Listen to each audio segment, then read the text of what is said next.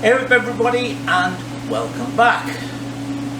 Well, I may be tempting fate here, but I think this is going to be the last one on this. My little box of bits arrived. So I've got the drain plug for the other side, I've got the points cover and various screws. I've got the right cotter pins for this. I got the helicoil kit for that rocker box bolt. And so now we can fill it up, put them few things on, fill it up with oil, get the oil circulated, the tank on, and see if it'll go. So there's not much to say. What I did want to do was thank everybody for the comments. I mean, obviously there's a lot of comments that offer alternatives to the way I do things or ask why I particularly did things, but you know, as I said, there's always a policy, if you like, behind what I do. So it's never let's just throw money at it. Can't help that. It's just, I suppose, the way I was brought up. Linda always said that when I was doing the restorations, I never charged enough, because I would look at the price of a part and I'd think, oh God, look how expensive that is. And she used to keep saying to me, yeah, but you're not paying for it. But I still couldn't get over it.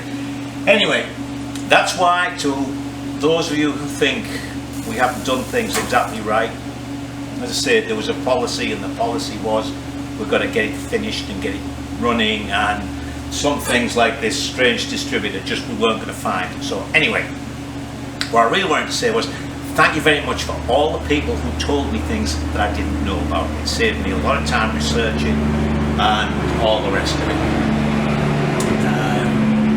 Getting towards winter, the salt trucks are starting to go past again. What was I going to say? Well, one thing, I wish somebody, the chap who mentioned it, would have mentioned it earlier, but apparently on the Rob North frame, they're still, and interesting enough, I guess they must use points because they use 3 coils. If what I was told is correct, they were mounted on the front down tubes just inside the fairing. So I could have done that and saved myself a fair bit of work, and certainly some length of HT lead, but everything works, so we get sparks, so that's fine. So most of the jobs I'm just going to do, because you don't want to see me pouring oil in or kicking it over and things like that. But the one thing, there's probably a couple of little things I want to show you, but one thing I definitely want to show you is this points cover. Now, as I said, the cheapest used one I'd seen was $50, and that would be just a ordinary, you know, pressed steel one like that with chrome on. It was $50, and most of them were a lot more. Look at that. Isn't that beautifully made? I mean, it'll be CNC. I was actually thinking of one, of making one, but say it has to be dished to take account of these points mounting sticking out. But that is really nice. And it was $40.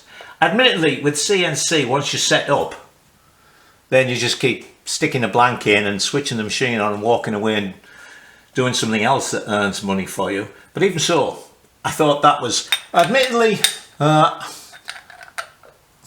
let me think, I paid $40 for it. I get 30% discount. So it's probably nearer $60 retail. But even so, for an extra $10, which would you, oh well, so I don't know how much these are, you know, for an extra $10, wouldn't you rather have that? Okay, so let me put it on, and then we'll press on and do the helicoil. Now, I don't know if somebody was planning to helicoil this or what, but it's been drilled out already to the right size. So all we're going to do is put the helicoil tap in.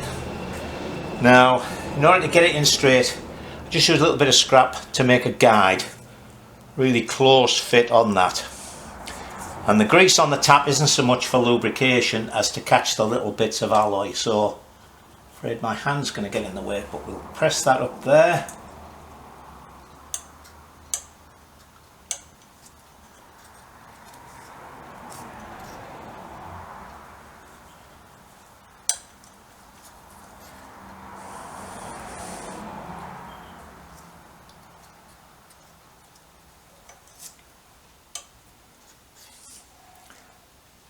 handle would be just that little bit too long, wouldn't it?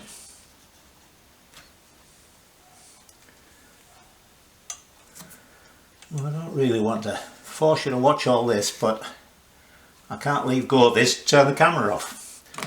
So I'll probably cut the next bit out.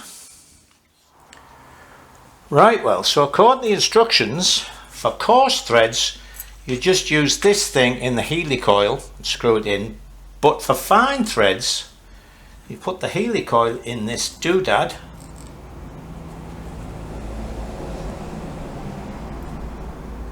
It says screw that till a couple of threads are showing. Hang on. I was hoping to find a socket to fit this, but for some reason that's 3.5mm. But anyway, apparently we screw that into there.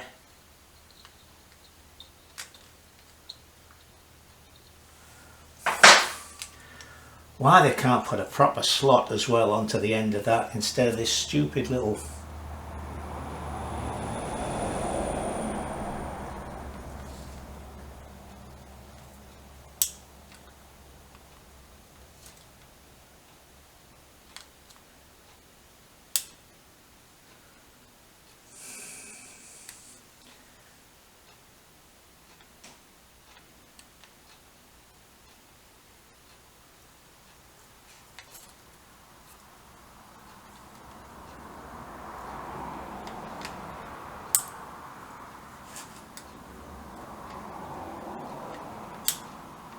Another one of those sets of instructions. You just do this. Yeah, right.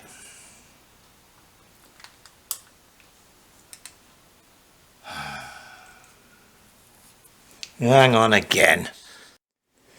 Alright, my fault. It didn't say screw this in until a couple of threads stuck out the end. It said screw it in until a couple of threads had caught in this end piece.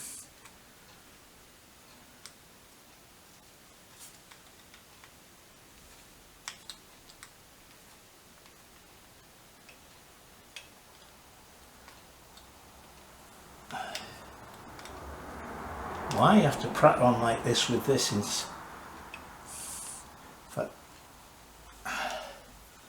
And of course you can't turn that by hand. Man, oh man! You're better off just drilling this and tapping it to a larger size. God.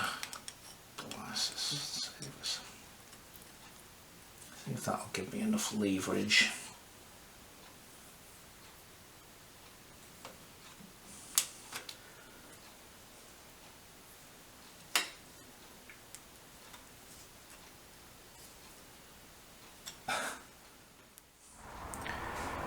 Well, I took it out of that holder thing and did it the way it said to do it for coarse threads, and it's screwing in. The only thing about helicoils is you don't want them to go wrong because of the bugger to get back out. In fact, I'd have to take the head off. But, well, I don't know what all that was about, putting that on that thing.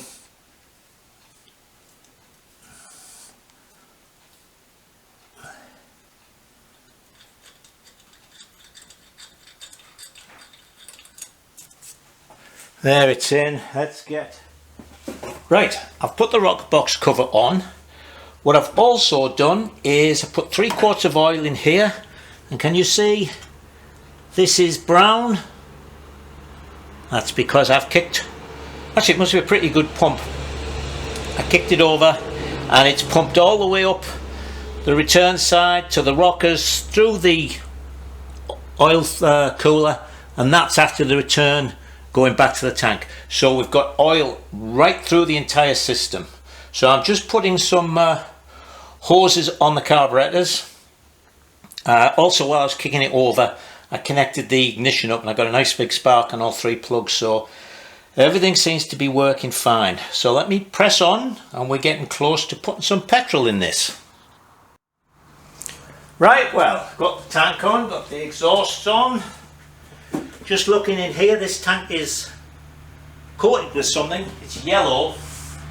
I presume it's some sort of old coating. It's also, I noticed, got baffles in it, got plates here to strengthen this up. So we're putting non-ethanol fuel in, but what I'm going to do is, after we've tested it, I'm going to drain it, and then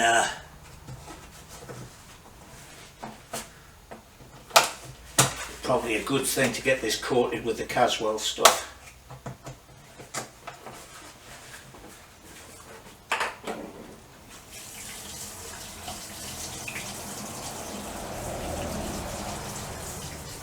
Put a couple of Doughty washers on the taps.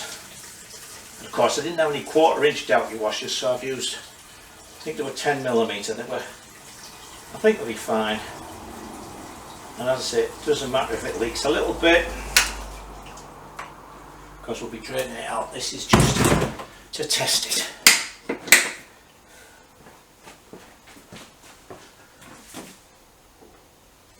Right.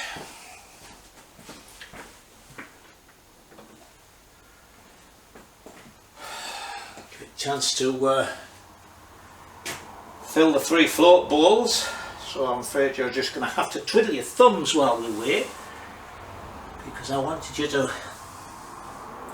Oh, it's leaking from somewhere. It's leaking from the middle carb. Looks like it's leaking from the float bowl.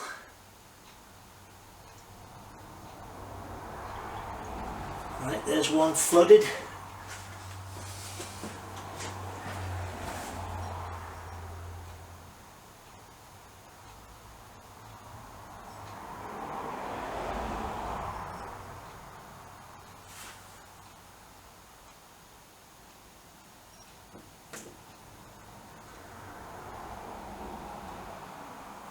There's the middle one flooded. There's that one flooded.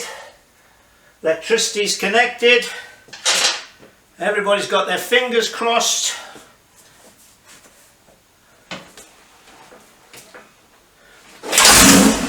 Oh! I just don't believe that. All right.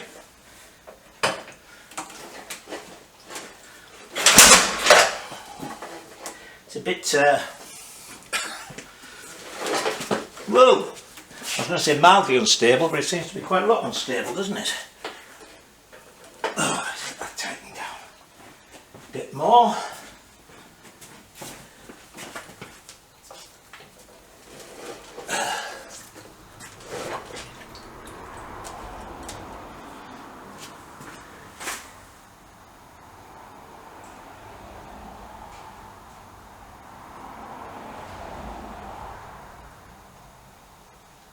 It's all exciting, isn't it?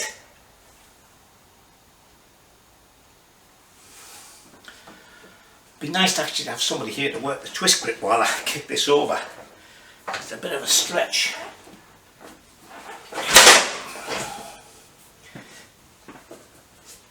Oh, another kickstart catching on that bloody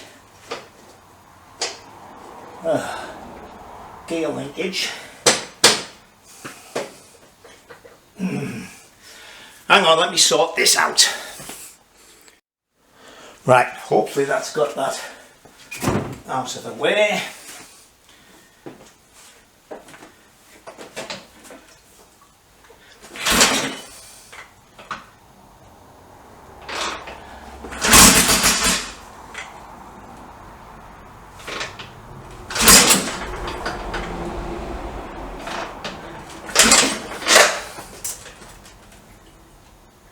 Come on now, be a good boy. There's a couple of thousand people watching you.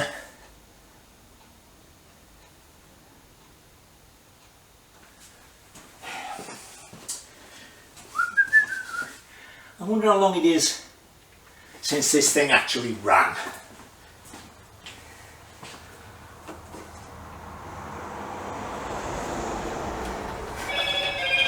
Anyway.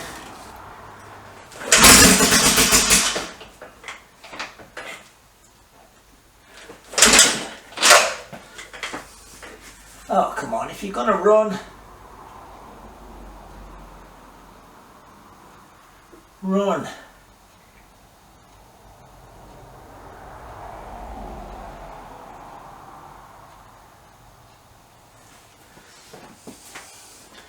Notice the oil now is right up to the returning to the frame.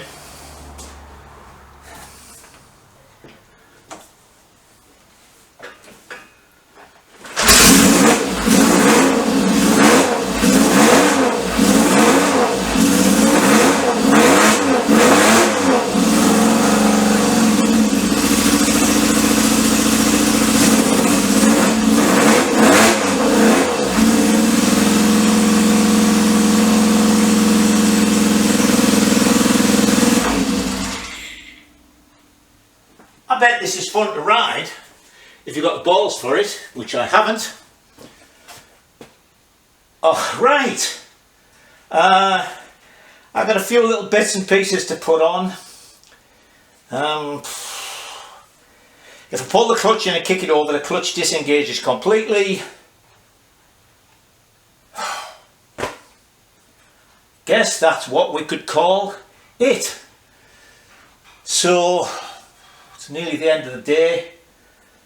It's Thursday and I'll be out Friday, so Saturday I'll pop out, put the last few bits on it. Oh, hang on, excuse me. Yeah, I've got to make a piece. In fact, I'll do that now, I've got time. This is the breather. It looks as if it's coming off the whoops, the dry clutch case, so you think, oh well, no, it can't be. But actually in here is caster passageway and it goes into the chain case, and as we know, this is linked to that, so that must be the breather for the crankcase. But it's big and the hole in the saddle is 1 inch, so I'm going to make up an alloy piece as a reducer, and then we'll get a piece of hose, put it up through that hole in the saddle the way it's supposed to be. I can't get over that. Wow! Let's just see if it'll start without being flooded, seeing as it's, I wouldn't exactly call it warm, but at least it's started. I doubt it, but let's see.